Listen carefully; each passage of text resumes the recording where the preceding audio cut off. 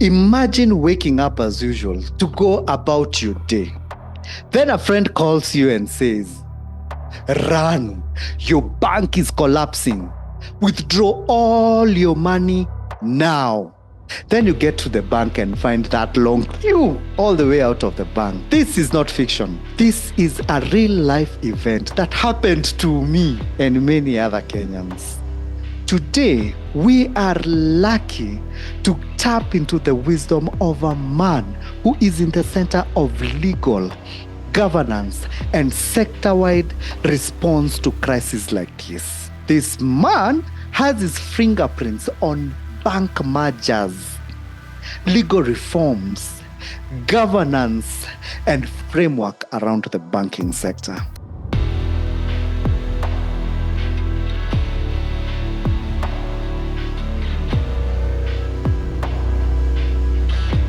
Now, let's talk about the misbehaving, and especially in your sector, in the banking sector.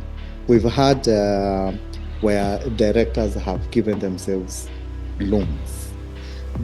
Okay, so it's a very interesting question, and you're right, it has happened in some organizations in the past. But the critical one tends to be that one of governance or poor governance at the board level. Yes. Yeah. And with the board members then getting into all these insider loans, which they have no intention of paying. Of course. Yes. So out of that, I suppose the rules were strengthened. So it would be kind of difficult. What do you mean? The rules? The rules. So what rules? The law. Okay. For instance, the law itself, the banking from act, the regulator. From the regulator. Now, there's, we have the regulator, yeah. We have parliament as well, which makes laws. Wonderful. Yes. So parliament strengthened the law relating to banking. Yeah. So we have the Banking Act. So one of the provisions in the Banking Act relates to insider lending. Yeah. And it's very specific. Number one, you cannot lend. A bank cannot lend to directors or what we're called insiders unless those loans are fully secured. They have to be, and this is the law. Yeah, it's no longer a wish list. It is the law. Yes. And reports are made on a monthly basis to the central bank. Yeah, so you must comply with that. Secondly, there's also how many in terms of the volume of insider loans you can have. Yeah. So in relation to your core capital, yeah, there's a limit, fixed limit in the law. You can't lend beyond this limit. So, and I think it's my recollection is right. It's 100% of core capital. Does that mean that you don't have instances of bad behavior? Yes. Yeah, I'm sure there are. But in addition to the law, yeah, there has to be you must build in strong governance structures. Yeah. So the board needs to be a board made up of not just your insiders, not just the owners. Yeah. It's a requirement that you also need independent directors. Yeah. And that's from the Central Bank Prudential Guidelines. So you have people who can say, hey, hang on, this we don't like. Yeah. Yeah. Yeah. Now, when you have those, yeah, and there must be at least a third of the board, yeah. So you have executives, non-executives, and independents. You need to have at least a third of them being independent directors. Now, why is that important as well? It's because insider loans to directors must be approved by the full board. Yeah, again by law. Yeah, regulation. Yeah. So the independents will say, wait a minute, we don't think this loan is justified. Now let's talk about government, and especially knowing that government is the biggest lender. Borrower, you mean? I mean, sorry. Yes, you're the biggest lender as the bank. The banks. Yes, as the industry. Yes, you're the biggest lender. Now, them as the biggest borrower. Yes. Have you had instances where they've either had to reschedule? And of course, from case studies, not necessarily in Kenya. Oh, well, I mean, in Kenya, we haven't had that problem. Yes. Where, The government, and by the way, the government borrows not just from banks, Yeah. and from you. Yeah, of course, when of course, the when bonds. you're buying your bonds and Yes. T-bills, you're Yes. lending to the government. Yes. Yes. Happily, our government has not had the occasion. Happily or luckily, Well, because we were this close. we were this close. Yes. I say, if the government were to default, of course, that's what you call a doomsday scenario. So there'll be so many things that would happen that are not good. Yeah. Number one, if you've invested somewhere, like your bonds and whatever, all of a sudden, what you thought, I have $1 million bob investment, suddenly becomes zero. Yeah. As in it's wiped out. Yeah. I should have mentioned also what happens to the banks. Very important. Who have invested heavily in the bonds and whatever. Yes. Suddenly, those investments are zero. They have to write off those losses on their balance sheets.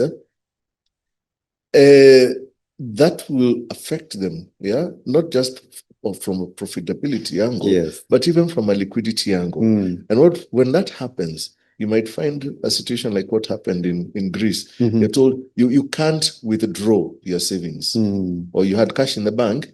Sorry, sahau yo for the next few months. Now you're wondering, these are my savings. I need cash. Where am I getting it? There is no cash.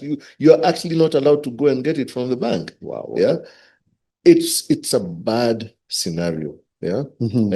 So if there's one thing this country we have seen in this country is that we have a system that actually works. It's not perfect, but it works. It does. We have structures, we have the courts, we have the government, we have the legislature. They actually work. They do. They actually work. So I don't think people are ready to throw that out. And there's evidence to that. I remember just saw a TikTok where a young man said, hey, polisi wanafanya kazi. For real. You see, when that incident happened and there was a girl who fell. That young gentleman said, polisi wanafanya kazi. They actually came and for 40 hours, no one left that premise. Oh, wow. No one left or got into that premise. So that's a proper, and also I've had magistrate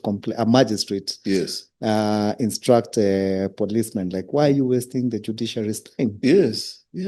Why bring a case which is a non-starter?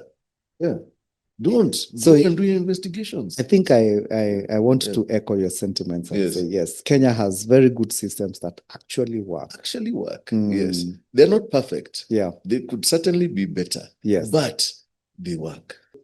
The Gen Zs, we've seen a shift in the way they think, the way they look at things, the way they do their business. A lot of their income now is coming from the fintechs.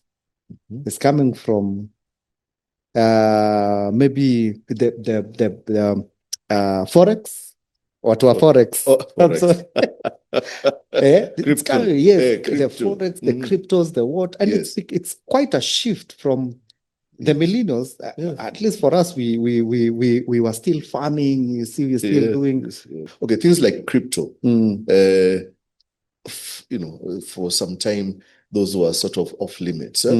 But with a new act was passed by Parliament, which we're calling VASP, Virtual Asset Service Providers Act, which will provide a legal framework for those entities that deal in crypto. Now, if you have that area regulated, it means the next thing is banks will be getting into that space. So they'll be able to accept payment, crypto as payment, or you can be able to exchange crypto for fiat currency on your bank app. Wow. That will come with that framework coming. So the convergence is there. You can see a lot of that convergence. With the fintechs, the banks already realized you need to work with the fintechs. The most I guess famous example is the M-Pesa. When it first came, banks were no.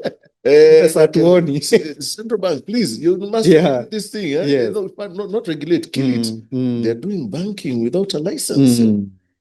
But it was an innovation that was allowed to mature. Mhm. Now, the banks could have chosen to continue fighting it, Mm. but they said, hey, they're saying there's nothing more powerful than an idea whose time has come. Mm.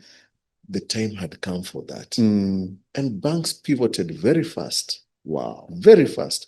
They were signing agreements with the federal government. Now, we can interface our systems so that now you can, nowadays, we don't even think about it. Moving your money from your bank account to your wallet. It's so normal Seamless. now. Yes. Seamless. My identity was stolen, and someone actually got a mobile loan using my name, using my identity, everything. I only got to know it because I had some business in the bank, and they told me, you know what, you're on CRB. Yes.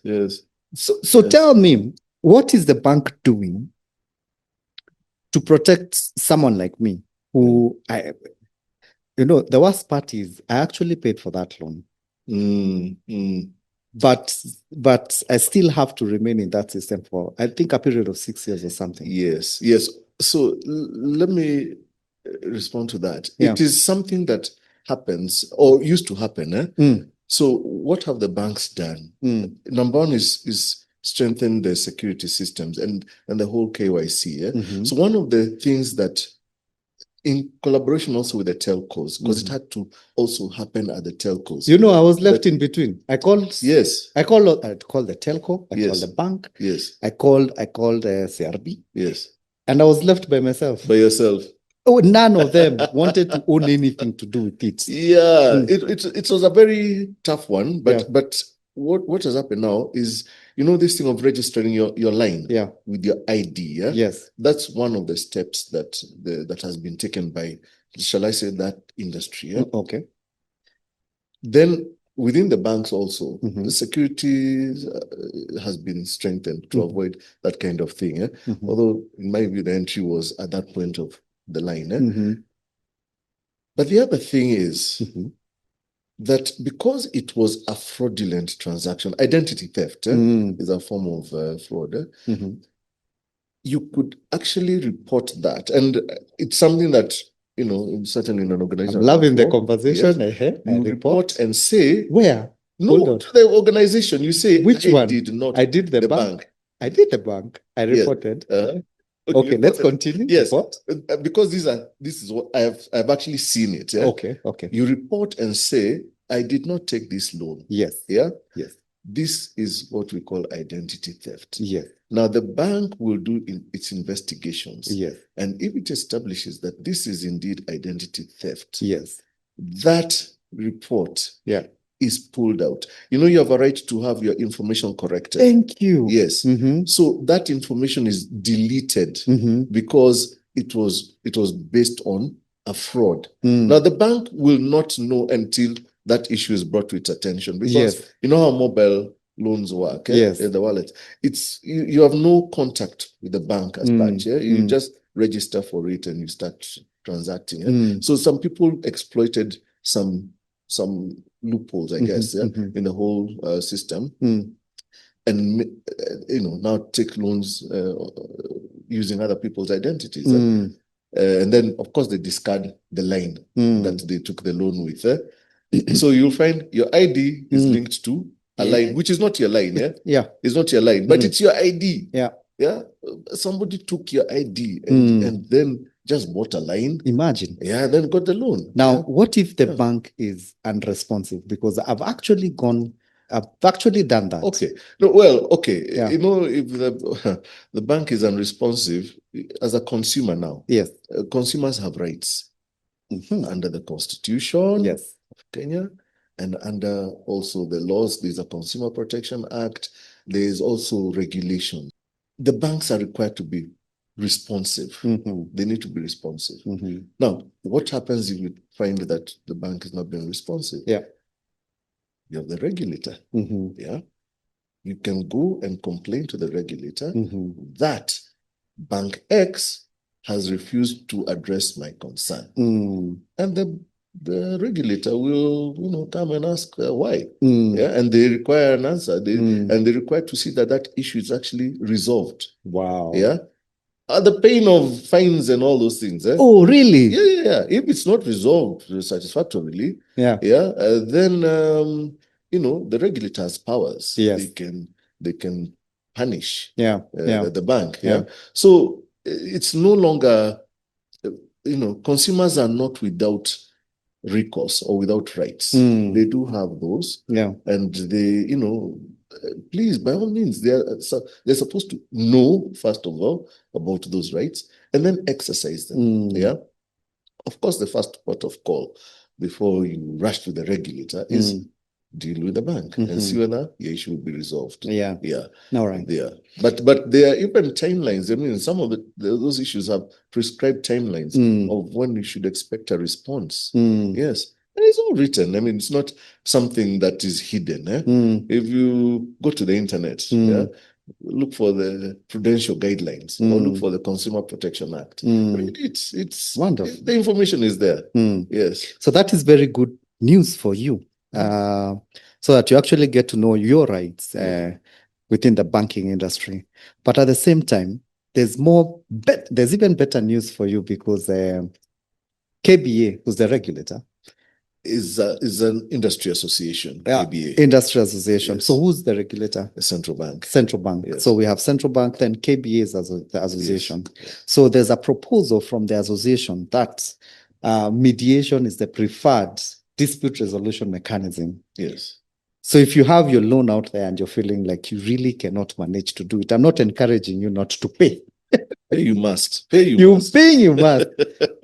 But tukikwama, when you're really stuck, then there is an opportunity that you can KBA fronts mediation. Yes. Number one, or your first port of call is actually go to the bank and try and talk to them. Negotiation. Remember, the people in the bank, the officers in the bank are human beings like you. They will understand your problem. Yeah. And more often than not, the earlier you go, the better. Because then a resolution can be found in a way that maybe by way of restructuring your loan to make it easier for you to pay, but also the bank then does not lose the loan. It doesn't become a non-performing loan that has to be eventually written off. Because that hits the bottom line of the bank. So everybody wins. You get your payments, your payment obligations somewhat eased off. But you have to pay the loan. But now, malipo ya pole pole. Zaidi. Then the bank also retains a good asset in its books. Yes. If that fails, that's when you go to mediation. And mediation, that's why the KBA has been fronting that mediation as a dispute resolution mechanism. At that particular point, we are serving two interests. We are serving the interest of the bank, who's very angry. They don't want to see me because I'm already defaulting, right? True.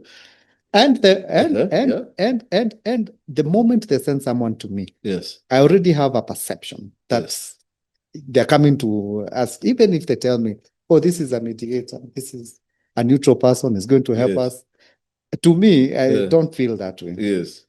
So from your perspective, being in the industry, who do you think should, because now at this particular point, I don't think it will be viable for the bank to maintain a panel of mediators. Well, it might be or not. It might be. I mean, as I said, it's look at it as a sort of continuum. Yes. So you can have instances where, yes, you negotiate with a particular loan officer. Yes. Even if it's a guy in the debt recovery unit. Yes. He may be very tough. Of course. But not to happen. But I've seen it, and this is something that we also have done in an organization. We set up a mediation committee. Okay. Now made of other officers, now not the loan officer. I was the chair of that committee. Wow. I was a legal person, but we had senior officials. But their work is to see, all right, now they listen to both and look at this case and say, okay, now you know. Are you sure You- there's no bias? Because when you're representing the bank, then you mediate on behalf of the bank. There may be that perception, Yes. but that is why now it depends. You know, it has to be meaningful, and it has to be real. The people who sit in that should not be directly involved in those transactions. But yes, they are bank officers, but they can also be objective. Yeah. Remember also, they also look at the bigger picture. Maybe the loan officer, his KPI is recover the loan, Of course, by any means. Yeah, you know, whatever, be rough, of course, within the bounds of the law. Yeah. But maybe the other officer is seeing a wider picture and say, look, we want this person to be our customer for years to come. Why do we want to finish him now? Yeah, because you pull the plug now, yeah, you know, that's it. That's it. That relationship ends. Yeah. Or you go to competition, even worse. Of course. And it happens. It happens. How do we retain this relationship? So because they're not, their KPI is not to recover the loan as such, is to ensure that you have a good asset that continues. They will be whatever, they will be more objective. But yes, there's a perception of bias. Yeah. So you can find another place that this mediation committee could be housed is the KBA itself. It's an industry body. You can have a panel there. Yes. Yeah. But I remember there was talk of even setting up a specific ombudsman for the banking sector. Totally independent office, set up with its own legal framework and all that. It's an option, certainly. It's an option, certainly, you know, and I don't think that discussion is off the table yet. Okay. Yeah, but, you know, I suppose the KBA is looking at it, and there are people looking into that particular and see whether it's something viable. Okay. But yes, there has been discussion on, can we have something of that sort, a banking ombudsman? Yeah, so it is an option that's worth considering. Wow. Yeah. But with that being said, I must say asante sana. Thank you very much for honoring us and coming to this show. Yes. Baraka tele, and we're truly blessed to have you. It's been my pleasure.